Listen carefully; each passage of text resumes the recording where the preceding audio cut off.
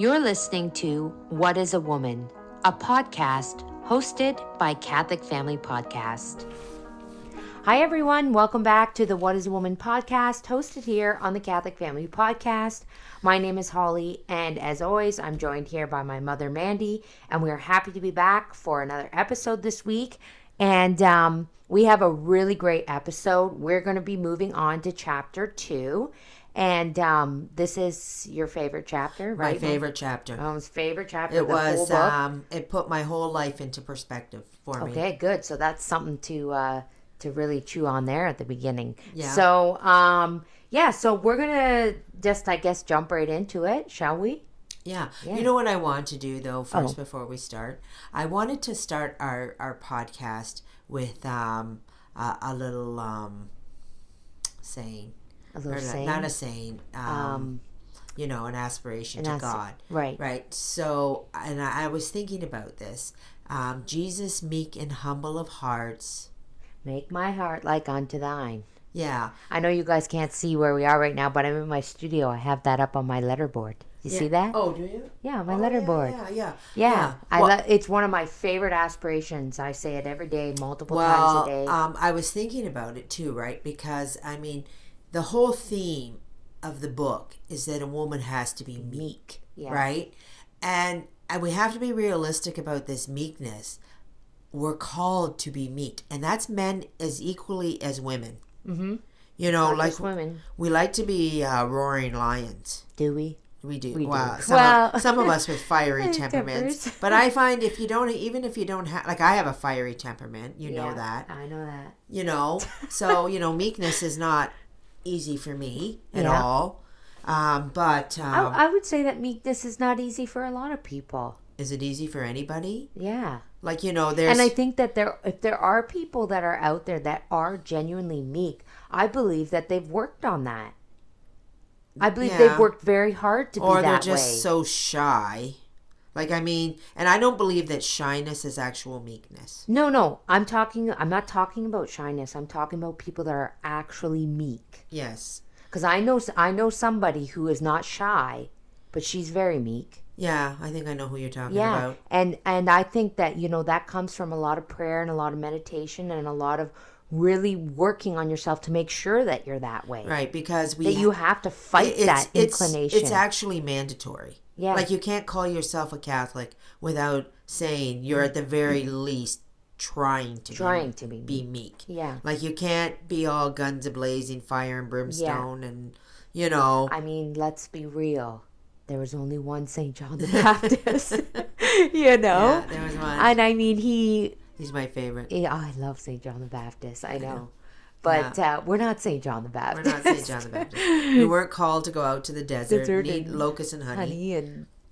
So, and be the forerunner for Christ, right? So, well, that's what I mean. There was only one. There was only one. St. John the Baptist. Okay. So, anyway. So, let's just... Jesus meek and humble of heart, make our hearts like unto thine. Right?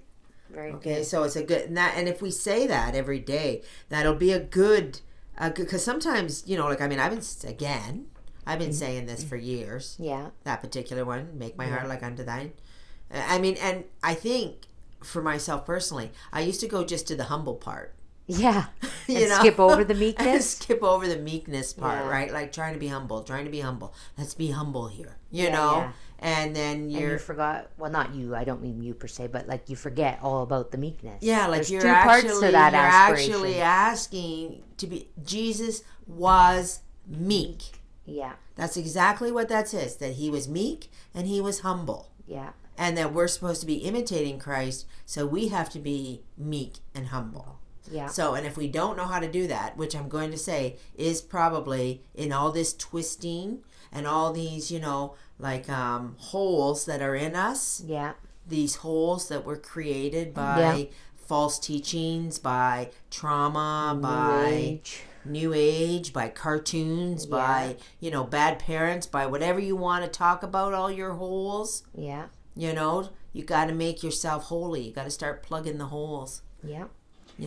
So and also I did want to say before we get too far into the podcast, we have come up because a lot of people have been asking for the book. Yeah. Where to get the book. So we've come up with a solution. We are going to be having the book available for people to buy. Yeah. We're going to get that together and hopefully have that ready by the next podcast.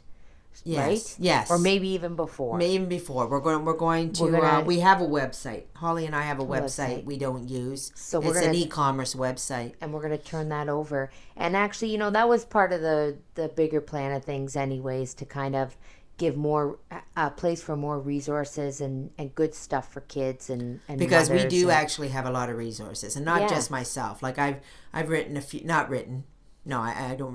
I've taken a few books and I've turned them into like little coloring books for grade 2s readers. Yeah. So stuff like that. And my niece, she does a lot of really good things for a lot kids. of material for kids for homeschooling. Yeah. So we're going to try and we're hoping it'll be like a lot of printables. Yes, and just printables. So, but the book, we're going to start with the book and we're going to get the book on there. So if you want to buy the book, and that doesn't come from us. That comes from a parishioner makes home books. He prints them. So he does all our little and the bindings and everything. He does the bindings. So it's a photocopy of the book that he's done. So stay tuned for that, because I know a lot of people have been asking because they want to actually read the book. It's nice that we're breaking it down, but they want somebody to read the told book me too. they like to read the book along with it while we're they like to look at the book while we're discussing it. So just stay tuned for that. And but this week, chapter 2, which is basically the mission of women in general. Yeah, that's the name of the chapter. So the mission of women in general. So, and my mom's all-time favorite chapter in the book. Mm-hmm. So, Mom, do you want to, since it's your favorite chapter, why don't you take it away? Well, okay. So the book starts out, and this was very interesting to me. Was that that it's calling that the general aim for women in life is maternity, right? Mm-hmm. And so now you might say to yourself, well, we're not all mothers, right? Right. We're not all mothers. And the chapter explains that we actually are. Even if we never give physical flesh and blood delivery to... We're all mothers? We're all mothers, right? Okay. Of some sort. Because the woman's life she's called to service. Right. Right? So she's always called to service, and she's always called to be a helpmate. Yeah. Right? So even if she doesn't personally give birth to children herself, mm-hmm. she has to fulfill that vocation somewhere in the world. Right. And the Catholic Girls Guide, it actually, because I've read the Catholic Girls Guide, I know this, that it divides the vocations, the vocations for women into 3 categories, right? Okay. She is called to be married, mm-hmm. Or she is called to the single life, mm-hmm. or she is called to the religious life. Right. Right. So the vocation of the married life is pretty straightforward. Like you have a husband, you're there to serve and work with him. Yeah. And have a family and imitate the Holy Family. And the religious life is pretty straightforward. It's, you're called to serve, marry Jesus Christ. Well, you're giving up the world, and you're giving up the world to God to be with God, right? Yeah. And but the single life, what people don't really get is the single life is also a life that's called to service, and that the women are really needed in the single vocation. Well, because I would say that maybe, I don't know, I would feel like if you're in the single vocation, you could serve more. Yes, you do serve more. You could serve more because you're not bound to a husband. You're not bound. And actually, in the single vocation, you're actually also required to have a higher degree of sanctity, because you're more, because you can get very like you're more able to serve and answer for yourself, right? Like, so in the married vocation, you're torn in a different million directions by a husband, by children, you know. Whereas if you're single, I'm not saying this about anybody in particular, but I could see that when you're single, it could be a lot easier to become very selfish. Hugely selfish. Right? And hugely selfish. Where you think your life is nothing more you're not accountable, really. Yeah, you know what? So what are you doing when you're single? You're drinking margaritas on the beach.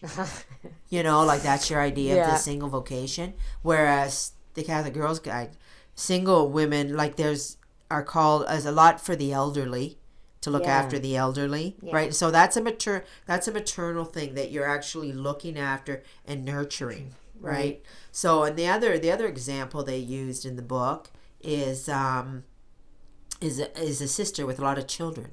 This is in the mission. This is actually in the Catholic Girls Guide. Oh, this is from the Catholic Girls Guide. This is from the Catholic Girls Guide, right? So if you're a single sister that never married, and you have a sister, not a sister, a nun, like a sibling. Yeah, not a religious, a sibling, just a sibling. Yeah. And you have a sister, a sibling who has many children. You could help her. Right? Yeah. Like, so you're required to go places and do things. Like, even in one of my favorite movies, Brideshead Revisited, at the end of the movie, the girls, the two sisters, they go off to the army to serve in the hospitals. Right. Right? They said and that's actually a point of the movie, they renounce their lifestyle. What do you mean? Well, they're very rich and wealthy. Oh, okay. So they gave all that up. They didn't need to go do that. They did what they did. They did what they did. So they went out, and then because the war, it was the Second World War. Right. So they went out and they said, we have to go serve. We can't just do something. We just can't be here and be all about ourselves, right? Right. So those are very interesting points.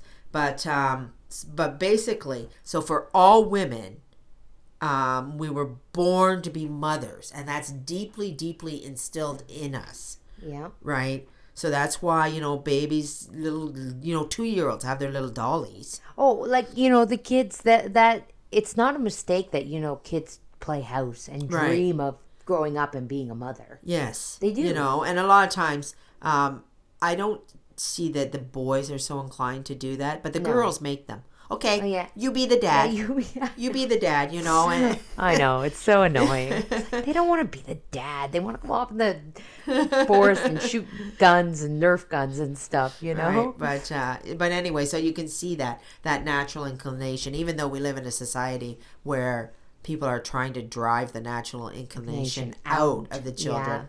Yeah, I know. They're trying to make a big deal out of every toy they play with.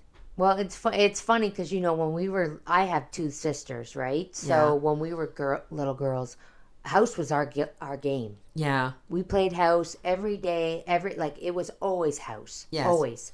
And, we thought, my sisters and I, growing up and being a mom meant, getting in the van and loading all the kids in the van and going to Walmart.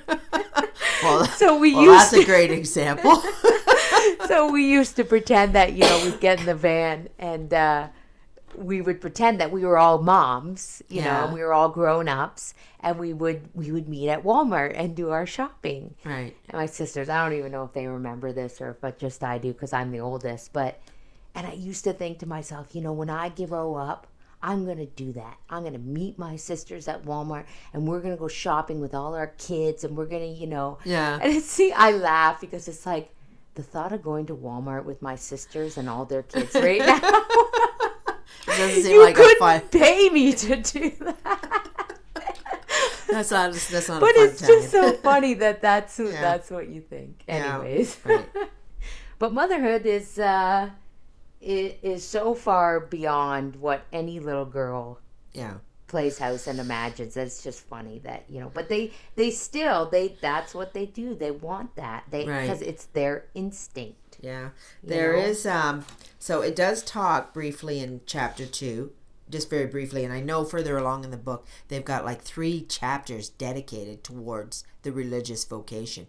But it does talk briefly about how a religious vocation is being a mother. There, did you want to read, or do you want me to read? I can read.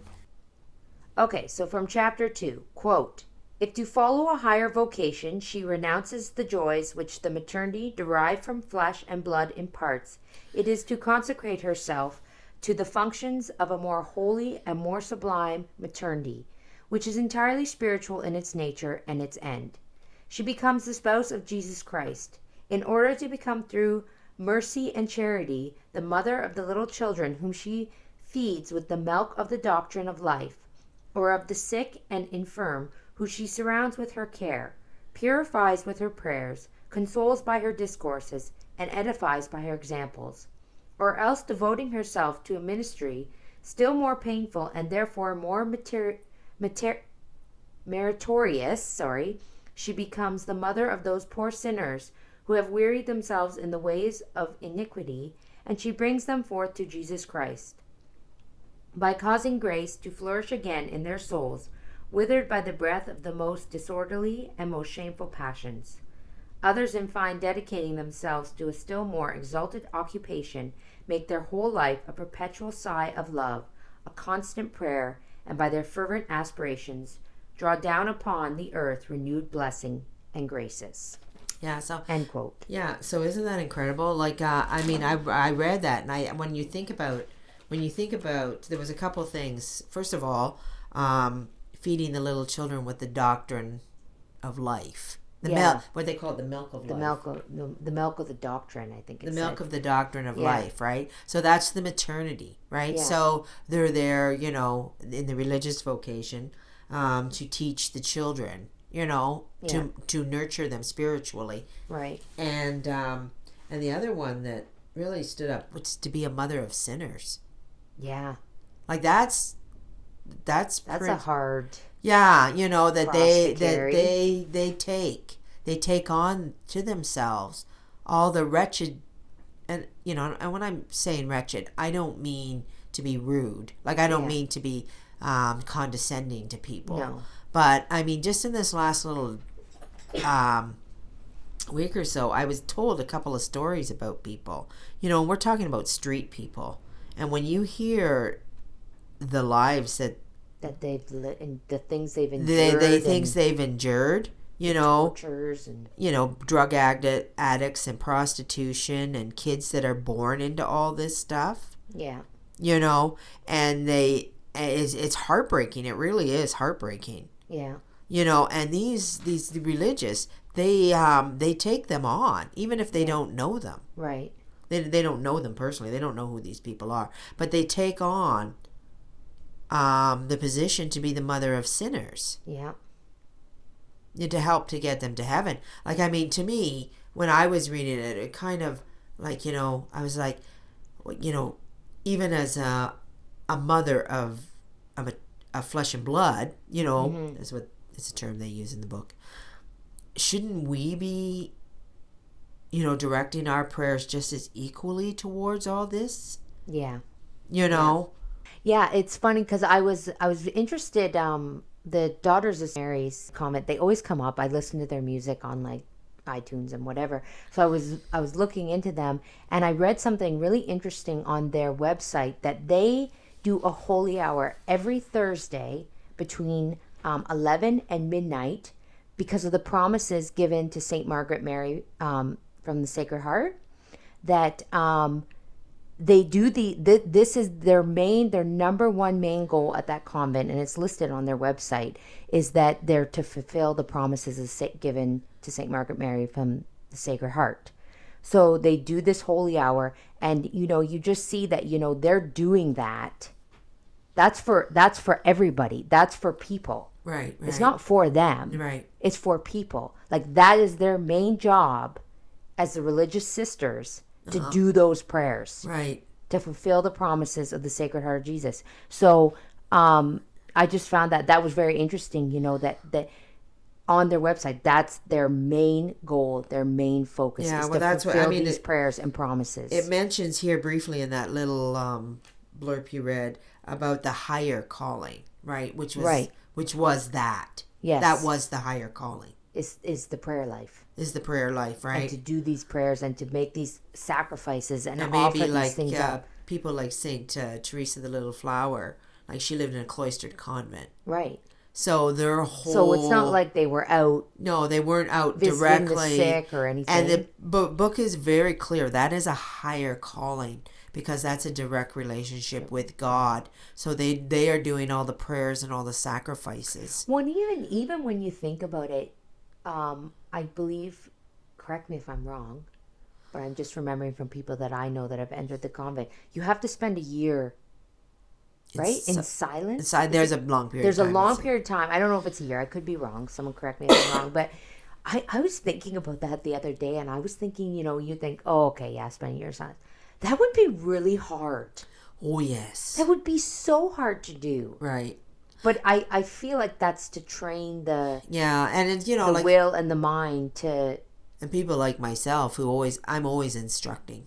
Yeah. Like, and I'm always talking enough, and I always have to pull myself back too all the time, and I have to think about, like, you don't always have to be instructing. No, and you don't always have to talk. You don't always have to talk, and I'm constantly trying to pull myself back, because it's very second nature to me to be instructing and having to tell, you need to know this, and instead, what you need to do is you need to have more confidence in God. Yeah. Because God peels back the onions. Yeah. Right? In that line in Mel Gibson's movie The Passion, it was one of my favorite lines. A pilot comes up to Claudia and says, can you tell me truth? Yeah. And Claudia says, I cannot tell you truth if you will not hear it. Yeah. And I don't know why that just stuck with me. But when you're giving instruction all the time, there's nothing saying that people are listening and are actually retaining anything that you're saying. They need the grace of God for it to penetrate. So when you have all these people doing prayers and sacrifices, all the nuns and the religious, and even yourself as a mother, like, you should be relying more on the prayers and sacrifices than your own great grandiosis of spilling instructions and words, and people are going to listen. Like, you can talk all day long. If nobody's going to hear what you say. Even you think, okay, a perfect example then is Saint Monica and Saint Augustine, right? Like, she prayed. Yes. She prayed for her son. Prayed. She sacrificed. She prayed. She sacrificed. She prayed. Yes. And I was listening in the sermon. She was praying that he wouldn't go to, I believe it was Rome. Because she said if he goes to Rome, he's going to, like, this will be the end. He's really going to lose it. Yeah. Like, he was still, really bad at this point. And God didn't answer that prayer. He went to Rome because that's where he met. I can't remember who it was that converted him. I don't remember. I can't remember the name of the saint.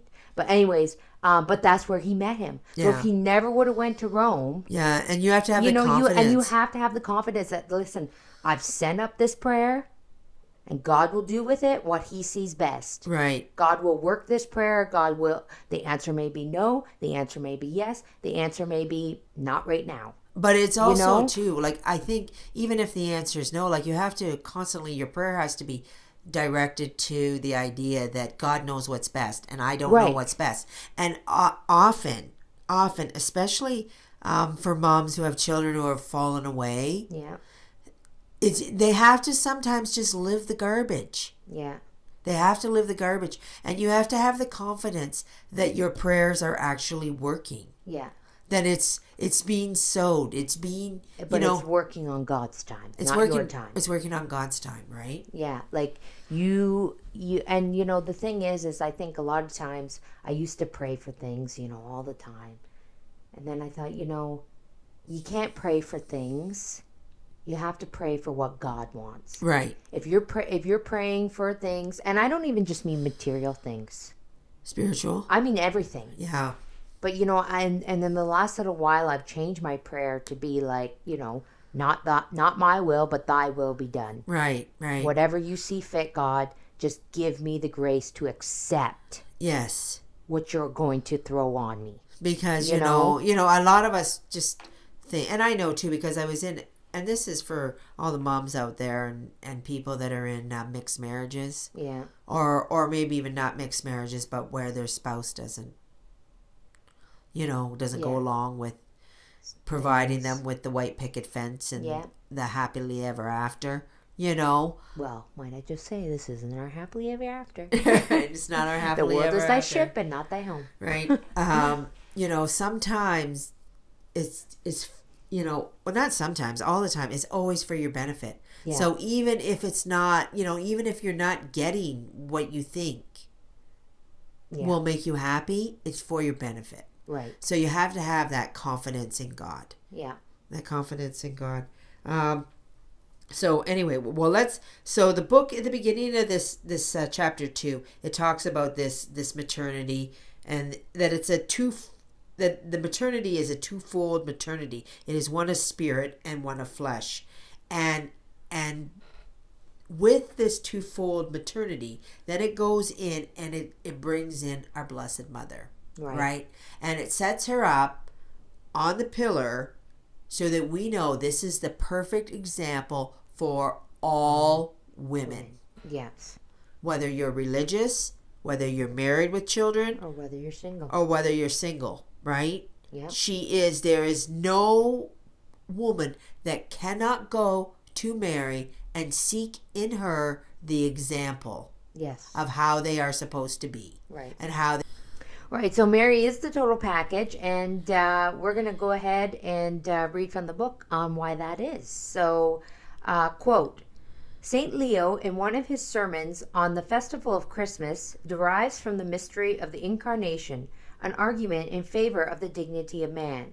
Following the idea of this holy pontiff, we may hold up to women the Virgin of Nazareth as the perfection of their sex, one who, possessing all the qualities and virtues which can adorn the female character, is well fitted to teach them the dignity of their nature and functions. Virgins or mothers, married or single, all may cast their eyes upon Mary as the source of their glory and the model which should be retraced in their life. If a doubt ever cross your mind respecting the greatness of the end to which you are called by Providence, look upon Mary. Okay, so the book continues on to tell us that just like Mary played a very pivotal role in the Incarnation, and that she was very, very much part of God's holy plans and holy providence, that women too, and I'm sure men too, like I'm sure everybody does, right? But women have to understand the greatness of their vocation. Right, and like it was saying there, no matter single, married, religious, we all need to imitate Mary. Right, and we all have a part in the designs of God's holy providence. Right. So when you understand that, when you view your womanhood, and you view everything about you as actually just it's the road is a little bit more than just you wreaking out your salvation in fear and trembling, right. There's more to it. God expects you. He expects your help in the sanctification of souls. You're talking about those nuns, those the daughters of Saint Mary. They're there. They're doing a holy hour.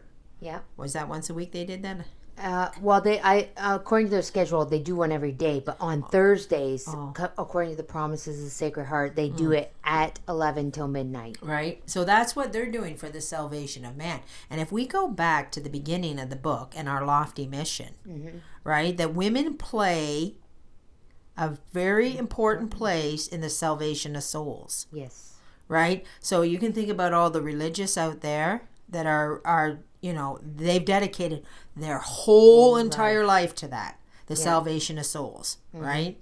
And of course, with their maternity, because even though they've not physically had children, they still are doing the role of mother. Right. Just in other capacities. And some of them are a lot higher than the role of actual mother. Right. Well, because you got to think. I mean, you love your children because they're your children. They're your flesh and blood. Yes. You have that connection. These religious, they don't have that connection. They don't have a connection. So they're genuinely doing this out of the love of man. Out of the love of God and charity and mankind. And mankind. To be a mother of sinners. Right. Right? And as as I know from personal experience, you know, it's very, very difficult when your children go astray. We're going to try. I'm going to try. I'm going to try to go and elevate myself for the higher things and not call the children kids. But that, yes. And I'm going to go for children. Yes. But I'm going to tell you you're asking for a pretty tall order there, because you know, when you're used to talking a certain way. I know. It's hard. It's like, you know, I say guys, and I'm trying to break that. But you got, just about said there. You guys. You have to understand, okay? I grew up. I was saying, you guys. Hey? And and I didn't grow up in the 1800s. Okay? I grew up in the 90s. Where things were very, very proper. Lax and, I grew up in a lax. Like, you know, everything was lax and hey man and you know, and I mean, and it is true. We just keep getting more lax by the minute. Yeah, and it just everybody's out in worse. Public in their pajamas. But you know, we're not. We will try. We will try. We'll try, and I mean, yeah, you have to start somewhere. So yeah, right. Now that we sidetracked, I can't remember what we were talking about. Right. So we're talking about the lofty mission. And, the lofty mission and the salvation of souls. So when you start to look at your womanhood and your whole position in society, not just in your own home. Mm-hmm. Right, that it's bigger than your own home. Yeah. Right? You're doing the virtues, you're doing the things God wants, and you're creating the grace that God is going to use at his disposal to be the tools of divine providence. Right. Right? So so that's why we have to wrap our head around exactly what the mission is. Okay. You know, we spend a lot of time thinking about the salvation of our soul and our children. And I used to say to somebody, you know, it's very easy to do things for people that you love, right? Yes. Like, because your children are an extension of yourself. Right. So basically, when you do for your children, you're doing for yourself. Right. Right? Yeah. So you have to go beyond yourself. Right. And I mean, I guess it's where you do it for the love of God. You do it for the love of God, right? And that the souls are important to him, all souls. Yeah. Not just the souls you love. Yes. Right? Yeah. So anyway, I wanted to, so basically the book now is going to take us into why Mary's life teaches us the exact mission of our own life. Right. Right? How the Gospels treated her, where she was, what she was doing exactly in her life. Did you want to read? Did you want to read for us there? All right. So, quote, Mary conceived, brought forth, nursed, and watched over her son, who was also the eternal Son of God. Afterwards, when he entered upon his public life, he gave her to understand at the marriage feast of Cana that their living together was for a time to be discontinued.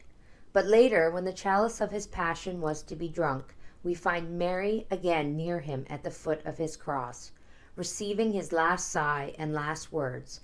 After these sad duties were over, we hear no thing more of Mary. Her name appears no longer either on the page of the Gospel or in the letters of the apostles, and all that we know of her subsequent life has reached us through the tradition of the Church, ever faithful to the remembrance of the Mother of God. What does this signify? Yes. End quote. Right. What does this signify? Right. That's powerful. Yeah. So it tells us exactly what the Gospels have told us about Mary. And like it says, we actually do know quite a bit about Mary, but it's not in the Gospels. Right. It's all about from the mystics and doctors of the church and people, right? Yeah. But it's not in the Gospels. In the Gospels, and I'm going to jump ahead. I do want to read it because I find that it's... this is your favorite chapter. This is my favorite chapter, and I can't say it enough, but I am going to jump ahead and say, what does it signify? Right? Where do we find Mary? The cross, the cradle, and the grave. The cross, the cradle, and the grave, right? Or should it be cradle, cross, and grave? Oh, yeah. Would that be the right order? It's the cradle, the cross, and the grave, Sorry, right? I said it bad. So if she sets up as the example for the duties of the women, like where do you find the women? Where do they shine? So, I mean, you find them everywhere, obviously. You know, they're more than... Their life is very fulfilled. It's not just the cradle, the cross, and the grave. Right. But those are her moments. Those are her moments that were meant for her. And where do we learn about that the most? Where? The Rosary. The Rosary. Right, yes. The Rosary. Right. The joyful mysteries, the sorrowful mysteries, and the glorious. The cradle, the cross, and the grave. The cradle, the cross, and the grave, right? And so also, too, I'm just going to put this, I don't know actually where I learned this, but I learned a long time ago, and it's carried me well, that the woman's life is like the Rosary. Right. So when she's young and she's with her young children, she's living the joyful years. Those are very joyful. She's, she's in charge of her own little abode, and she gets to say what kids do and what kids don't do. Right. And it's all under her leadership. Well, as those children grow and they move away, they usually cause her a lot of strife and grief in many different forms. Yeah. Whether leaving the faith or even if just leaving the house. Just leaving the house, even if they're perfectly fine children. And they leave the house. Leave the house. You worry about them. You worry about them, what they're doing, and your purpose seems to.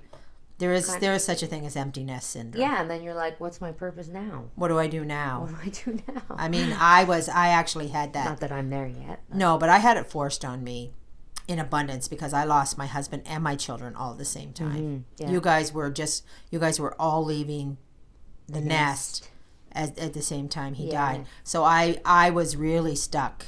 I remember I called Father and I'm like, I don't know what to do. Yeah, what do I do with myself? Father and I told me, just go out and do something for yourself.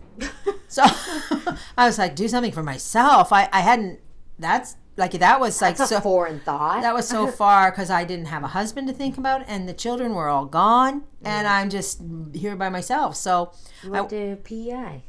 I did go to PEI, but this was before that. Oh, that no, was before actually, that? I went to PEI before that. Oh yeah, that's right. Yeah, but I went out to Walmart and I looked around and I was like, I should buy myself something.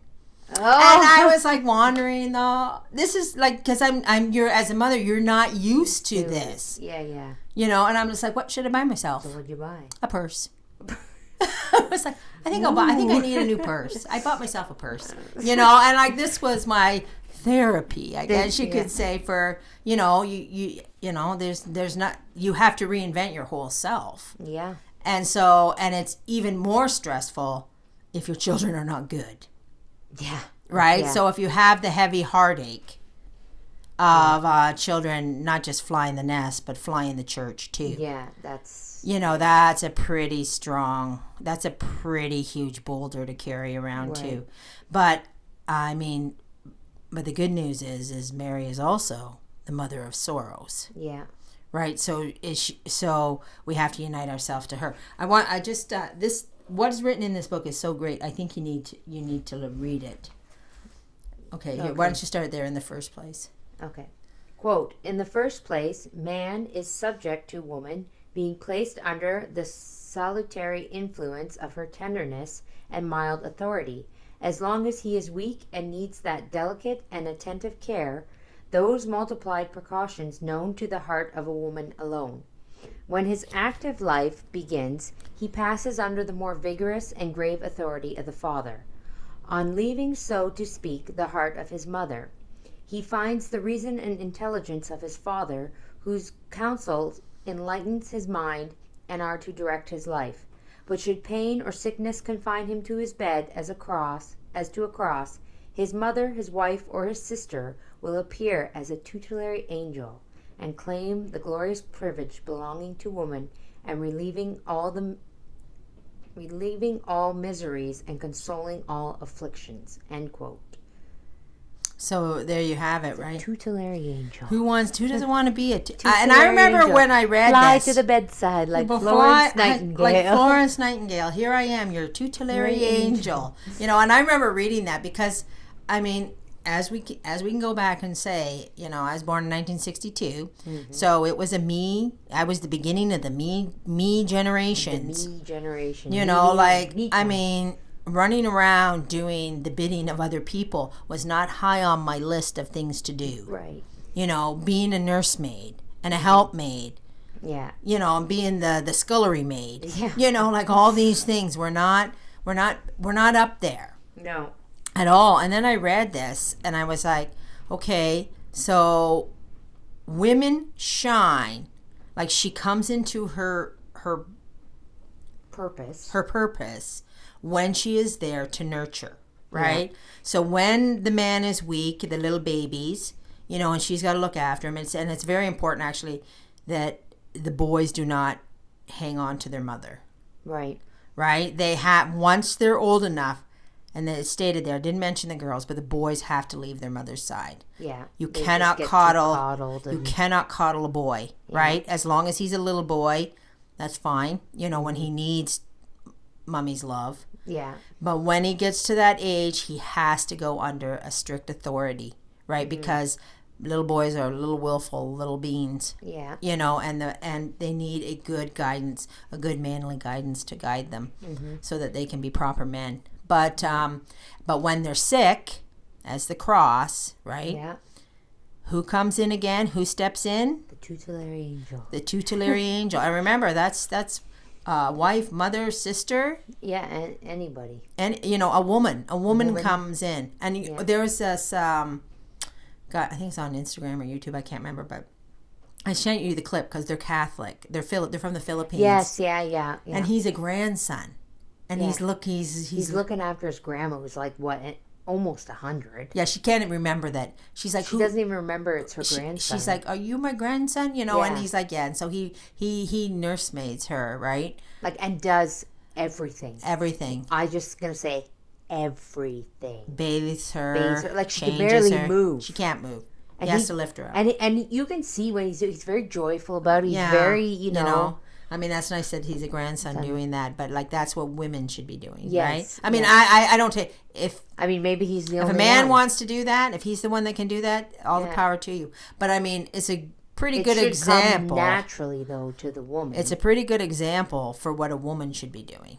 You know. Well, and I do. You know, I think in today's day and age, you know, we have a bit of a problem because we live in this world where women, and I'm just talking secular as a whole. Yeah. Just stick their parents in a nursing home. You know, and like, oh no, God, I don't have time. And you know, well, where are the women? They're working. They're in the workforce. Right. You know, so it's like, I don't got time for that. Stick grandma in the home, you know. Yeah, like, she's my mother. And it's like, and then she's very much a burden. And then she's a burden, and it's like, well, you know, this is your job. This was your moment. This was your moment to be the tool of divine providence and to rush in there and say, I know women who've left, you know, especially if you have an elderly mother, right? And your family is all gone. They're all grown up. Yeah. And they're like, I have to go live with my mother. Yeah. And I know women who've done that, right? I have to go look after my mother. Yeah.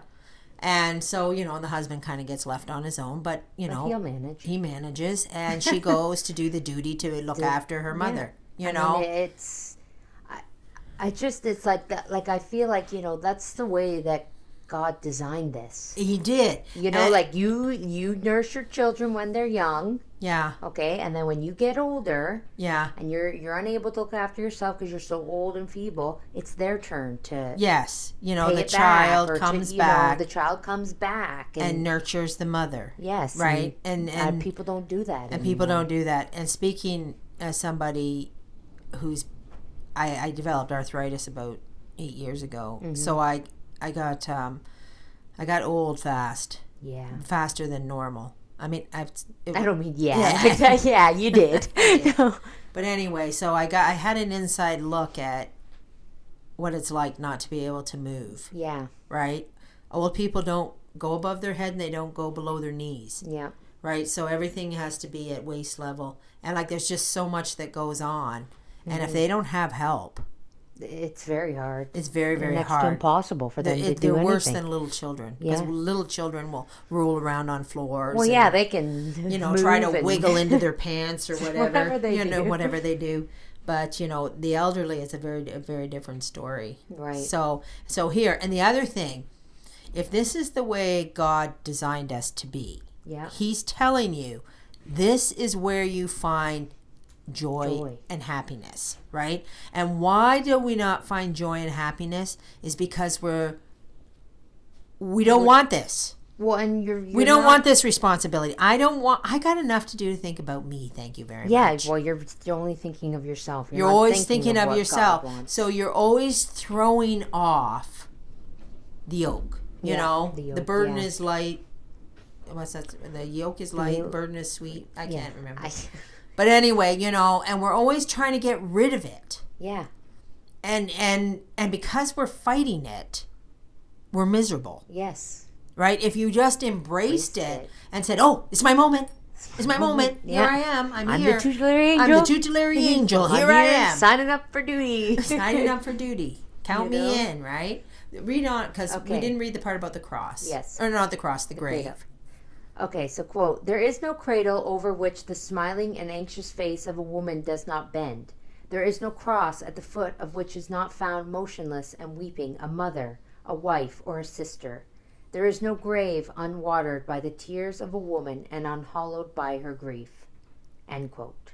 Yeah, right? So there's your cross, cradle, cross, and grave. The cradle, cross, and grave. So there is no grave. That's a really powerful line. Yeah. There's no grave unwatered by the tears of a woman and unhallowed by her grief. Yeah, if you continue reading, I think, turn the page, because if you continue reading, it'll tell you in there how much God loves those tears. Does it say that? How far down? Just go ahead. Just read something. I'll just read. Yeah.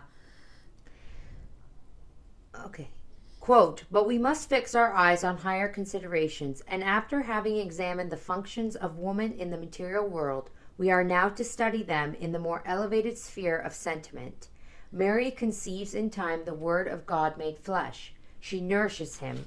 She presides over his corporal development and assists him in the mournful time of his passion and death. It is to the woman also, to her care and solitude, that God ordinarily confides the commencement and the end of things. It is she who in the family often conceives, brings to light, and unfolds those thoughts of grace and salvation which man, born for action, executes and realizes. It is she again who, full of hope, awaits the return to life of a husband or a son who, seduced by the deceitful charms and pleasure or ambition, has allowed faith, and the virtues of which is the principle, to wither in his soul. Like Mary, who received in arms the body of her divine Son when it was taken down from the cross, or like the holy woman who went to the sepulchre to await the resurrection, the Christian woman receives and keeps the dying faith of her husband or her son until God, overcome by her prayers and tears, resuscitates it in his heart." Yeah. Wow. Is that yeah. Want me to keep going? Well, why don't we just talk about that for a minute? Yeah, so she's at the beginning and the end of things, right? So I think that's relaying it, showing you where Mary was along those ways. She's at the beginning and the end. Yeah. And during the Gospels, the only time she shows up besides the beginning and the end is the cross. Well, the cross, which is, is the sickness and the nurturing, right? Yeah. But it goes on there to tell you what I find striking about this, because this is written in 1888, is the book is clearly talking about wayward men. Yeah. Right? Yeah. It doesn't, sorry men, but it doesn't have a lot of faith in your ability. And I'm to not be wayward. Right. And so, and I know a lot of. Well, I think too that goes back to I think, and I could be wrong, but I'm just going to throw this out there. I feel like it's more that men would go wayward because of the whole feelings thing. No, because they're out in the world. Well, they're out in the world, but I just meant that, we have an easier relationship with God. Because of the nurturing. Because of the nurturing and the feelings, and we bond way more quickly to that love and the prayer and the desire to pray all the time, Whereas men really, not to their own fault, but they have to work at that. Right, and they're meant for action. Right, yeah. It said there. They're meant for action, and to them is the middle of life. Right. So that's their moment to shine. That's when they are the things that are versus the things that are not, right? So they're out there conquering, and slaying dragons or or like whether you know what I mean. Like they're out there breaking through the glass ceiling. They're out there building houses and busting their back. I mean, the whole Catholic Men's Guide has a whole lot to say for them. Like it's not like, but what struck me here in 1888, this book expected that women were crying over. Well, even that play we did last year for Christmas. Oh, what was it called? The Wager of Gerald O'Rourke. Yeah. Right? The Wager of Gerald O'Rourke. So what was the wife doing in that play? Which wife? The wife of Gerald O'Rourke. No. The mother. The mother. Gerald O'Rourke was the guy who made the Wager. Who's the father? Oh, Mr. Bush. Mr. Bush, right? Yeah.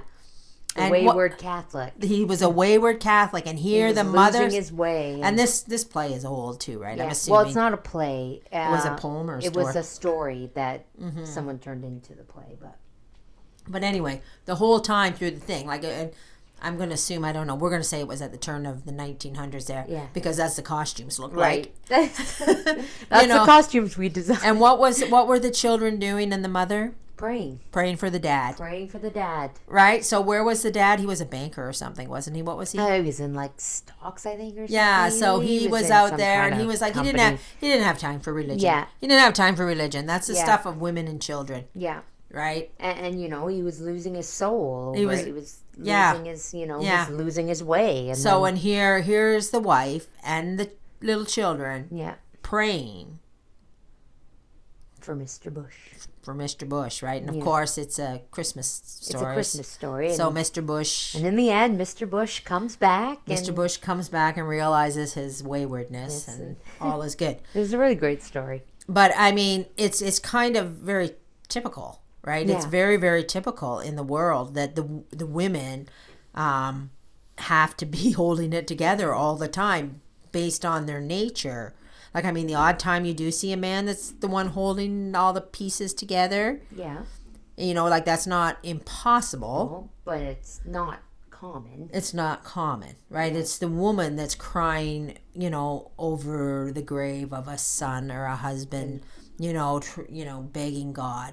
And let's read on some more, because this part is my favorite part, this whole chapter, so. Quote, "How many wives, how many mothers weep over and hope for the objects of their tenderness?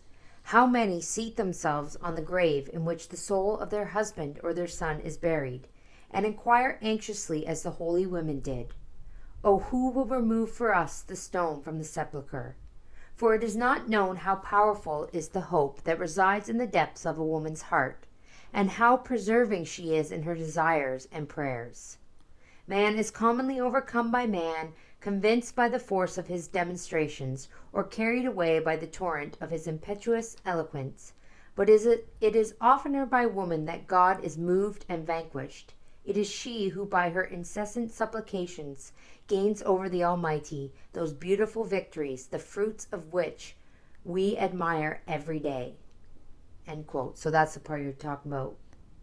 God is moved and vanquished. Yes, he's by the tears. By the tears and the constant, persistent prayers of the woman. Like, she never gives up. Yeah. Never. Like, and she'll go, the only time she gives up is if she herself loses her soul. Yes. Right? But if she doesn't, if she stays faithful, she never gives up. Yeah. She never stops praying for children. She never stops praying for a husband. Yeah. She never, and even when they're deceased, as myself, she never stops praying. Yeah.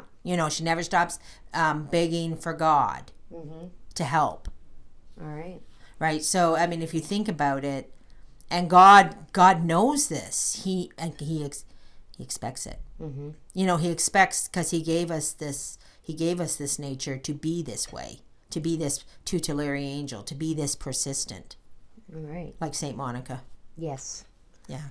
Let's. I think there's only a little bit left of the chapter, so why don't I just read? Quote, "Where do we find that faith which perseveres nations, the hope which vivifies them, and the charity which renders them glorious? Where is the holy and fruitful idea which Christ brought upon the earth? Where is the word of salvation and life? Has it not been crucified anew? Is it not Is it not still today in the sepulchre? Have not most men, like the apostles, abandoned it and fled? Who have remained at the foot of the cross or at the sepulchre? Women, and a few men of a mild and contemplative nature, like St. John, the beloved disciple of Christ. Women, preserve among us the spark of life, which may one day restore to us our past glory. They keep up in the family, through the first education, which is exclusively entrusted to them, those remains of Christianity and faith, from which may bud forth one day of mercy the virtues which render a nation illustrious.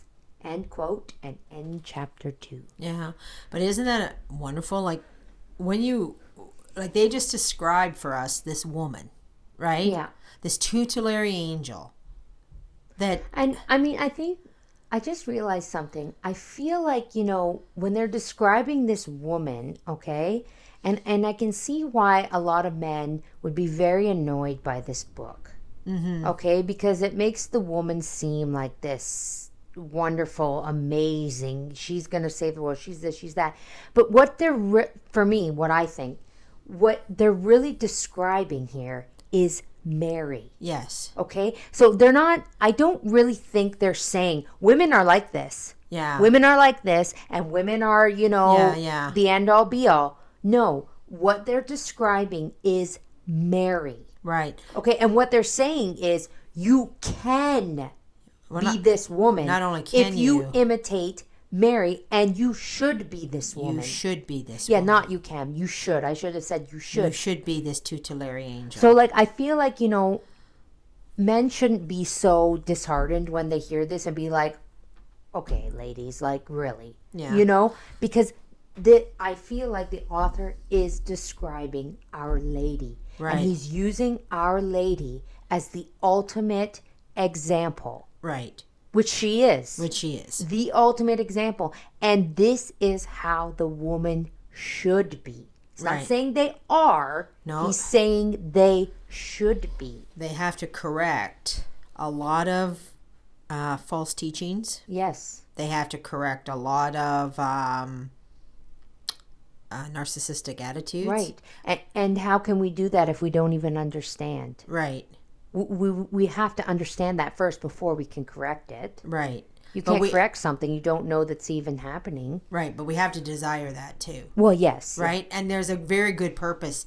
Like, and at first, when you're listening to something, oh great, so I get to do all the work. Mm-hmm. What you're saying is I get to be, lowest rung on the ladder. The nursemaid. I get to do all the scullery maid. The scullery maid. I get to everybody gets to have the fun. And I got to be the. It's like the old, there's no pictures of mom because mom's always taking the pictures. Right. Like, that old, how they joke about that? Yeah, yeah. Like, or you even see these funny videos. I saw these funny videos online of, pictures I take of my husband, and the guy looks like he's like a supermodel, right? Like the wife always makes sure she's got the best angle, and he looks so good.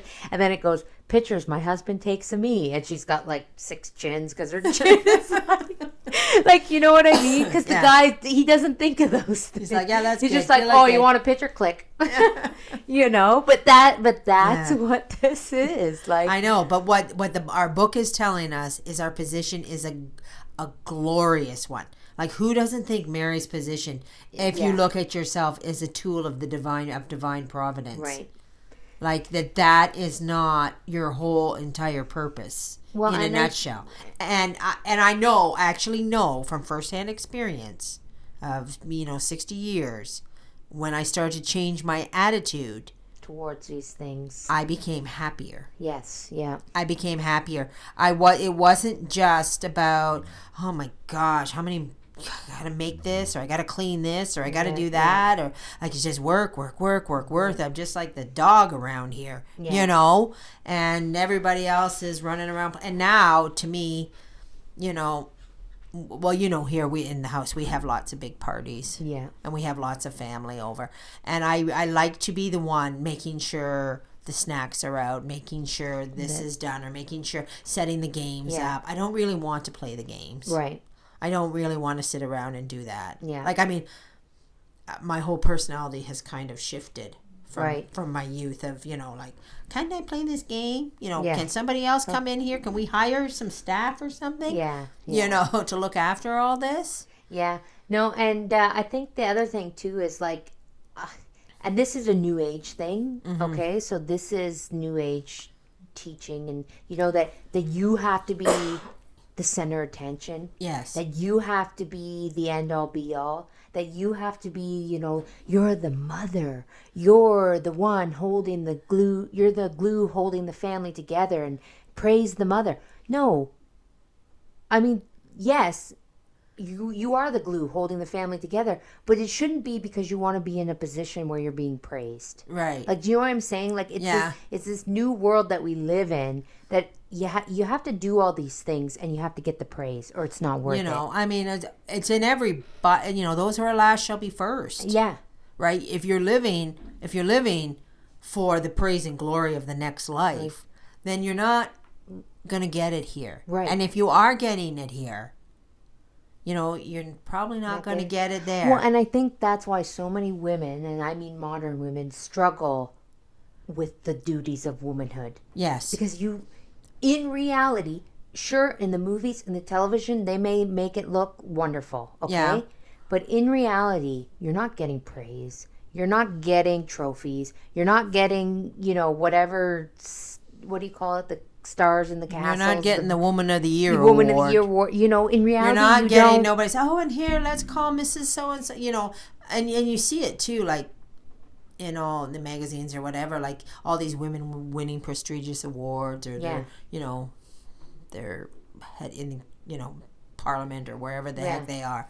They're all getting recognized for their position and their status, and then they're saying, they keep going, but mothers are great too. Yeah, we got to build up the mothers. We got to build up the mothers, and but like, no matter how much you try to build up the mothers, it still comes flat. Yeah, it just still comes flat. And I think mothers, if you're truly, working towards the salvation of yourself, your family, and society, you have to just acknowledge it comes flat. Yes. There's no great glory here in this. Yeah. I mean, when I'm old, I expect that I will have a daughter sitting by my bedside, wiping your brow, wiping my brow and looking after me because I've done things right. Yeah. I expect that. I mean, in our family, it's always been that way. Yeah. My mother looked after her aunt. Nobody went to a home. Nobody went to a home. We've always looked after our elderly here. Yeah. So, I mean, it's also been by example. Yeah. Right? So it's what everybody knows here. Yeah. But, I mean, the idea that you're a tutelary angel and that's your moment to shine. Yeah. We have to wrap our head around that. And not shine in a way that you're shining for glory here. It's shine towards God. Shine towards God. It's your shining, and you're being the tools of divine providence in the eyes of God. You're not doing it so that everybody else looks at you. Oh yeah, there's Holly. She's so wonderful. And sometimes people do, and sometimes they don't. Most of the time, they don't even notice who the workhorse is. But it doesn't matter because that's not why you're doing it. That's not why you're doing it. And if you're waiting for that praise and glory, then you're not doing it. You're not doing it for the right motives. Yeah. Right? Yeah.